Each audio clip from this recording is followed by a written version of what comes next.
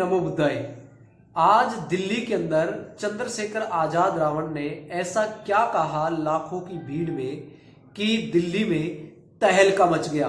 तो दोस्तों, आज देश की आवाज है और दुनिया के अंदर अपनी पहचान रखने वाले जो सांसद हैं, जो नगीना सीट से, उन्होंने यानी हर जगह पर अपनी महारैलियां कर कर, और अभी आपने देखा होगा कि जो हरिद्वार है वहां पर उन्होंने अपने जो सदस्य हैं जिनका नाम है परवेज सुल्तान, वो अभी यहाँ से चेयरमैन बने नगर निकाय चुनावों में। लेकिन चंद्रशेखर आजाद रावण की अपनी एक पहचान है और आप लोग आखिर हर तरीके से रूबरू होते हैं, जानते हैं। लेकिन अब उन्हीं की जुबानी आप सुनेंगे कि वो पार्टियों के बारे में क्या कह रहे हैं। जब संविधान लागू होने से लेकर अब तक का जो रवैया रहा है, विकास के नाम पर विनाश का कारण बन रही जो सरकारें हैं, उनके ऊपर तंज कसते हुए उन्होंने क्या कहा है, तो सुनते हैं। क्योंकि उनकी एक आवाज पर पूरे प्रशासन, पूरी सरकारें हिल जाती हैं और एक आवाज पर, एक आह्वान से लाखों लोगों की भीड़ यानी गैदरिंग जमा हो जाती है। तो चलते हैं और चंद्रशेखर आजाद रावण को सुन लेते हैं और सुनने के बाद में आप अपनी प्रतिक्रिया अवश्य दें। बीजेपी वाले आम आदमी में चले गए, आम आदमी वाले कांग्रेस में चले गए, कांग्रेस वाले आम आदमी में चले गए, आम आदमी वाले बीजेपी में चले, और सब गंगा नहाए में, सब साफ सुथरे हैं। ऐसे जेब कट रही है, आपको खबर नहीं लग रही है। पेट्रोल के दाम 2 रुपए 4 रुपए, कभी हम 47 रुपए का लिया पेट्रोल, और डीजल 35-36 रुपए का आज देखो 100 के करीब चढ़ गया है। और आता था 450 का सिलेंडर, अब 1100 रुपए चढ़ गया। कोई पूछने वाला नहीं है, सब पैसे वालों की खीर है। पूंजीपतियों को, व्यापारियों को, अडानी को, अंबानी को और बड़े बड़े पैसे वालों को पैसे वाला बनाना है। गरीबों की विजय भाई जेब काट लेंगे, ये बहुत मक्कार लोग बैठे। सम्मानित साथियों, इस देश में वोट का अधिकार सबको नहीं था। इस देश में राजतंत्र था, राजा महाराजा राज करते थे, और जो रानी के पेट से जन्म लेता था उसके माथे पर लिखा होता था कि ये राज करेगा, ये राजा बनेगा। लेकिन एक समय ऐसा आया, आजादी का संघर्ष स्टार्ट हुआ, आजादी के संघर्ष में सब लोगों ने बलिदान दिया, और एक समय ऐसा आया कि अंग्रेजों के पैर उखड़ गए। अंग्रेज जाने लगे तो कहने लगे कि चलो देश तो आजाद मांग रहे हो, देश आजाद हो भी जाएगा, लेकिन चलाओगे कैसे, कैसे चलाओगे, क्या तरीका चलाने का, हर आदमी तक सुख सुविधा कैसे पहुंचाओगे। तो सबने देखा कि ये तो वाकई में कठिन काम है। इसके लिए देश विदेश में जाया गया, हर आदमी से बात की गई, बहुत सरकारों से बात हुई कि देश कैसे चलेगा।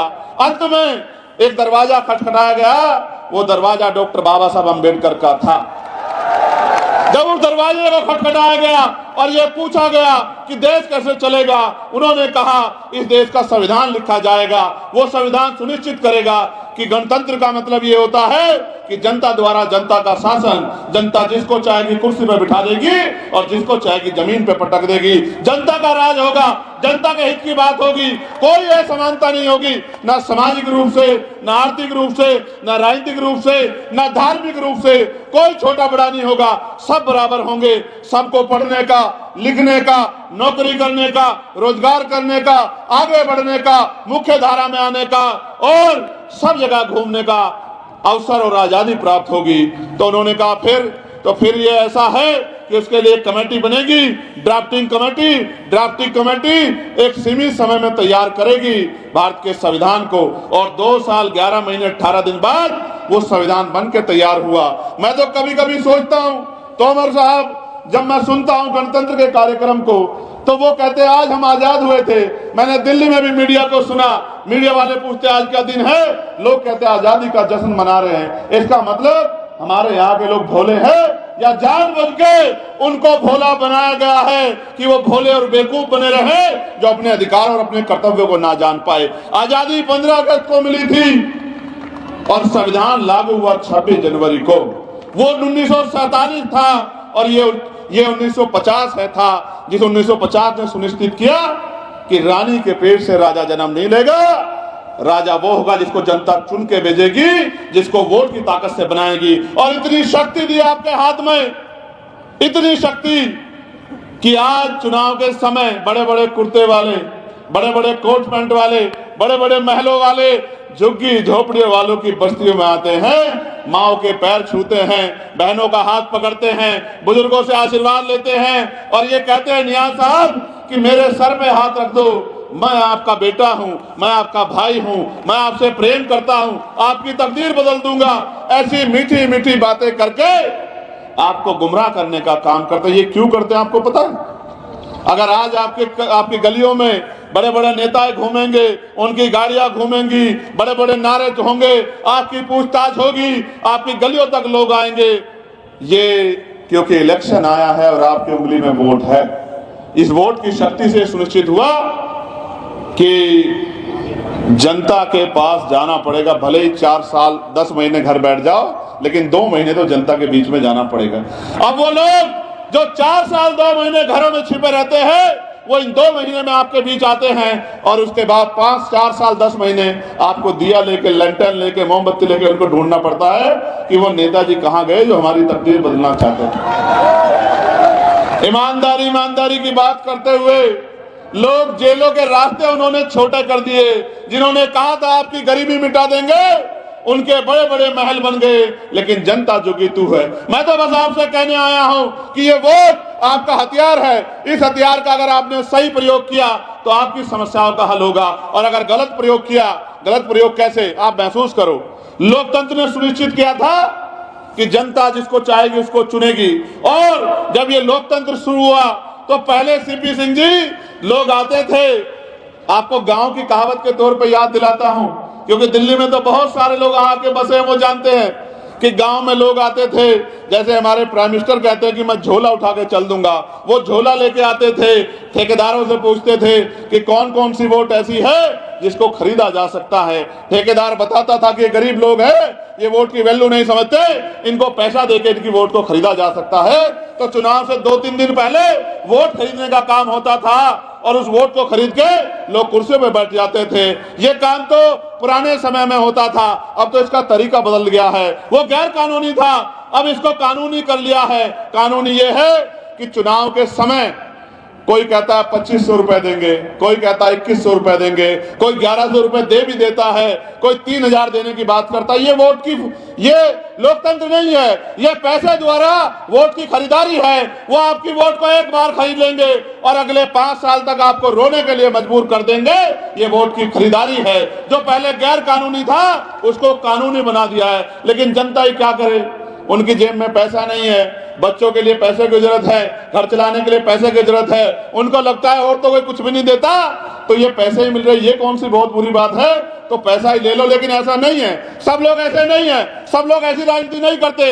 ये चंद लोग हैं जिनके पास वोट नहीं है, जिनकी संख्या कम है, वो पैसे के आधार पर आपकी वोट को लेना चाहते हैं। मगर यहाँ दूसरी तरफ डॉक्टर बाबा साहब अम्बेडकर, राष्ट्रपिता ज्योतिबा फुले, छत्रपति साहू जी महाराज और मान्यवर काशीराम साहब, मान्यवर दीना भाना साहब, राष्ट्रपिता ज्योतिबा फुले के सिद्धांतों को हम लोग मानने वाले लोग, महामना रामसूर वर्मा, बाबू जगदेव प्रसाद कुशवाहा, जननायक कर्पूरी ठाकुर, इन महापुरुषों के सिद्धांतों को मानने वाले हम लोग जो जनता को जगाने निकले हैं, जन जागरण करने निकले हैं कि लोगों को समझाए कि ये वोट आपका हथियार है और हथियार को कभी किसी को ना बेचते ना गिरवी रखते, हथियार का सही प्रयोग करना चाहिए। और प्रयोग ये है कि जब हथियार का प्रयोग करने का मतलब आए तो वार इतना जोरदार होना चाहिए कि दुश्मन की धज्जियां उड़ जाए और आपकी ताकत बन जाए। इस बार आपके पास चुनाव में मौका आ गया है, जहां तमाम पैसे वाले लोग आएंगे, वहां आपके बीच आपके क्षेत्र के भाई डॉक्टर नियाज साहब भी हैं। मलिक नियाज साहब जो क्षेत्र की सेवा कर रहे हैं, जो परेशान है कि यहाँ का मकान धंसता जा रहा है, जो परेशान है यहाँ पानी की समस्या से, जो परेशान है यहाँ की गंदगी की समस्या से, जो परेशान है यहाँ की टूटी हुई सड़कों की समस्या से, जो परेशान है आपके बच्चों को रोजगार नहीं मिल रहा है, जो परेशान है सुरक्षा का माहौल नहीं है। 3 चीजें बहुत जरूरी है, पहली शिक्षा, दूसरी चिकित्सा और तीसरी सुरक्षा। अगर ये सरकार ये 3 चीज आसानी से लोगों को नहीं दे सकती है तो मान लेना कि सरकार आपकी नहीं है। मैं तो बस आपको जगाने आया हूं। हमारी बहनें बैठी हैं, मैं देश भर में घूमता हूं, हाल बड़े खराब है। 5 साल में एक बार मौका मिलता है, गलत बटन दबा दिया तो 5 साल तक पछताना पड़ेगा, सही बटन दबा दिया तो 5 साल तक खुशहाली आएगी, आपके क्षेत्र की दिशा और दशा दोनों बदल जाएंगी।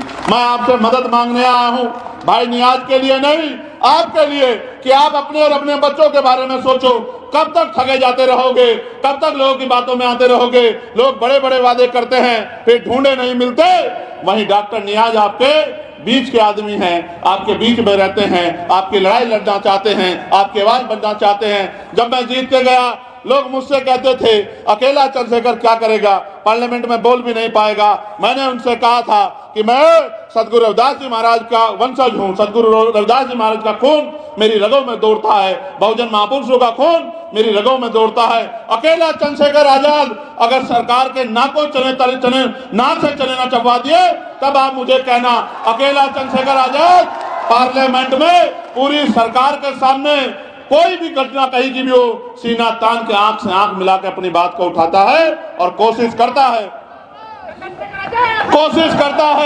कि आपकी एक भी समस्या ऐसी ना बचे जिस पे काम ना हो। और मेरी लोकसभा की बात आप पता करा के देखना, कल तक हमारे लोग दफ्तरों के बाहर लाइन लगाते थे, आज अधिकारी हमारे लोगों के घरों के बाहर लाइन लगाते हैं कि बताइए सांसद जी ने ये काम कहा था, आके हमें फिर पूछेंगे, डांटेंगे, पूछेंगे काम क्यों नहीं हुआ, आप हमें बताइए कि आपका क्या काम है। जहां काम नहीं होता वहां अधिकारियों को उनकी दशा दिशा दिखाने के लिए हम लोग लेके जाते हैं कि चलो जाके देखो। क्यों?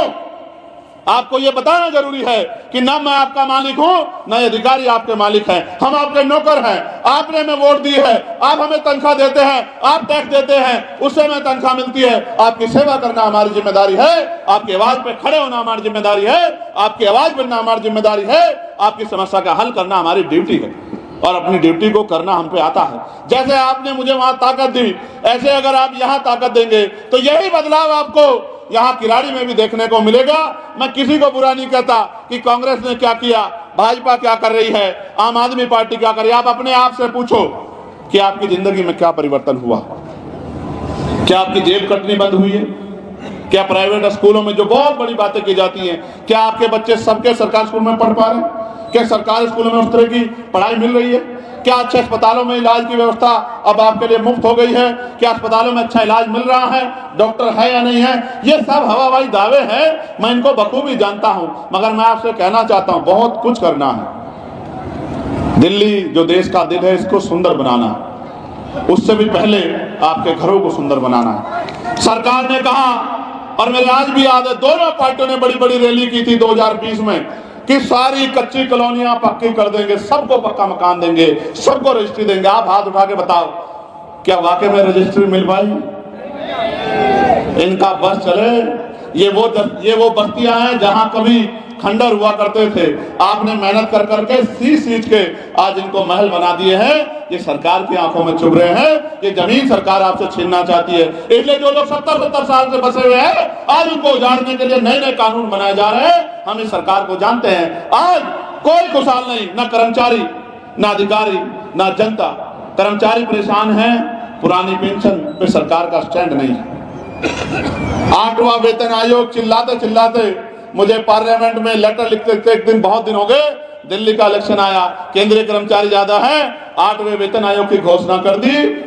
मैं तो समझता हूं सरकार को कि सरकार कौन सी चीज कहां करती है।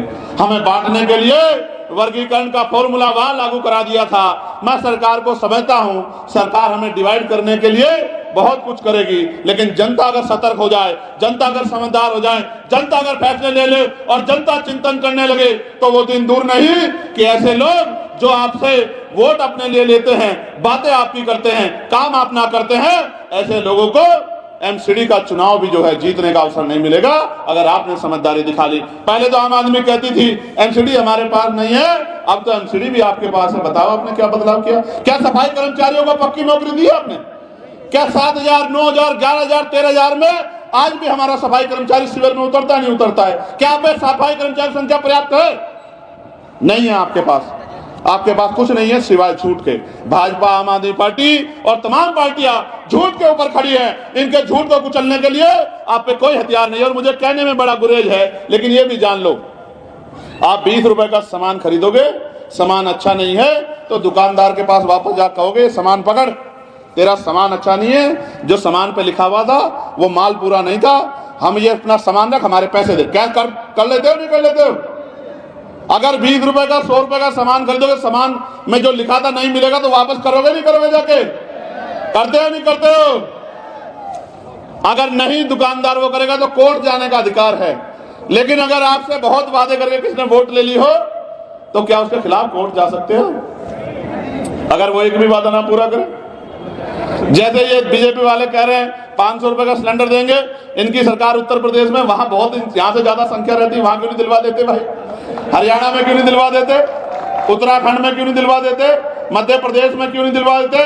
राजस्थान में क्यों नहीं दिलवा देते? क्योंकि चुनाव आपके यहाँ है, तो इसलिए आपके यहाँ 500 का सिलेंडर है, बाकी जगह चुनाव नहीं। समझे आप? मैं यही कह रहा हूँ। केजरीवाल जी ने कहा कि भाई कितने पैसे करे, 2500 2100, और पंजाब वाली सारी बहनें याद कर रही हैं कि हमारे 3-3 साल के पैसे दे दो। मैं बस आपको यही समझा रहा हूं कि अगर आप 100 रुपए का सामान खरीदते हैं तो सामान को ऐसे उठा कर देखते हैं, उसकी एक्सपायरी डेट देखते हैं, उसमें माल पूरा है नहीं देखते हैं। लेकिन जब आप करोड़ों रुपए से कीमती वोट डालने जाते हो, एक बार नहीं सोचते जिसको वोट दे रहे हैं चुनाव के बाद ढूंढा मिलेगा नहीं मिलेगा, आपके किसी मसले में आपके साथ खड़ा हो जाएगा नहीं हो जाएगा, आपकी आवाज उठाएगा नहीं उठाएगा, इसको कहीं ढूंढ लोगे नहीं ढूंढ लोगे, या आपकी मदद करेगा नहीं करेगा। बस आंख बंद करके जाति धर्म के नाम पे वोट दे के आते हो और फिर कहते हो बदलाव नहीं। तो बदलाव तब होगा जब पहले आप खुद को बदलोगे। इन झंडों के चक्कर को छोड़ो। इस बार 5 तारीख को जब वोट डालने जाओ, एक एक वोट आंखें खोल के, आंखें बंद करके नहीं, आंखें खोल के, क्योंकि अगर आंखें बंद की तो कोई और बटन दब जाएगा। आंखें खोल के, सोच समझ के केतली का बटन दबा देना और अपनी समस्याओं की लड़ाई लड़ने की जिम्मेदारी मेरे और डॉक्टर नियाज साहब और आजाद समाज पार्टी भीम आर्मी के भरोसे छोड़ देना। फिर आप देखना, आपको पता लगेगा आपने क्या किया। जो आप 75 साल में नहीं कर पाए दिल्ली में, वो इस बार कर लेना, फिर आप देखना कि बदलाव होता है नहीं होता है। इसलिए मैं अपनी वाणी को विराम देते हुए आप सबका धन्यवाद करता हूं और आपसे कहना चाहता हूं, एक बार खड़े हो जाओ और मेरे साथ खड़े होके बताओ, नारा लगा के कि बताओ बदलाव चाहते हो नहीं चाहते हो? आवाज कम है मेरी ज्यादा, ऐसे उठाओ, दोनों हाथ मुट्ठी बंद करो, बताओ बदलाव चाहते हो नहीं चाहते हो? बदलाव की कीमत चुकानी पड़ेगी, चुका दोगे नहीं चुका दोगे? जज साहब को वोट दे दोगे नहीं दे दोगे? इनकी मदद कर दोगे नहीं कर दोगे? केतली का बटन दबा दोगे नहीं दबा दोगे? अच्छा, फिर एक बार जल्दी नीचे बैठ जाओ अपनी जगहों पर। इंटरनेट चुपचाप से 250 रुपए, पहले 150 रुपए का था, फिर 199 का, फिर 249 का, फिर 299 का, और आज ही कराया मैंने, हो गया 359 रुपए का। ऐसे जेब कट रही है, आपको खबर नहीं लग रही है। पेट्रोल के दाम 2 रुपए 4 रुपए का भी, हम 47 रुपए का लिया पेट्रोल, और डीजल 35-36 रुपए का आज देखो 100 के करीब चढ़ गया है। और आता था 450 का सिलेंडर, अब 1100 रुपए चढ़ गया। कोई पूछने वाला नहीं है, सब पैसे वालों की खीर है। पूंजीपतियों को, व्यापारियों को, अडानी को, अंबानी को और बड़े बड़े पैसे वालों को पैसे वाला बनाना है। गरीबों की विजय भाई जेब काट लेंगे, ये बहुत मक्कार लोग बैठे। बीजेपी वाले आम आदमी में चले गए, आम आदमी वाले कांग्रेस में चले गए, कांग्रेस वाले आम आदमी में चले गए, आम आदमी वाले बीजेपी में चले, और सब गंगा नहाए में, सब साफ सुथरे हैं। इसलिए मैं धर्म की राजनीति नहीं करता हूं, मुद्दों की राजनीति करता हूं। जब तक आपके आंसू नहीं सूखेंगे, आपकी गरीबी बेबसी दूर नहीं होगी, आपके घरों में सुख सुविधा नहीं आएगी, जब तक आपकी समस्या हल नहीं होगी, मैं वचन देके कहता हूं कि हम भी चैन की नींद नहीं सोएंगे, संघर्ष करते रहेंगे।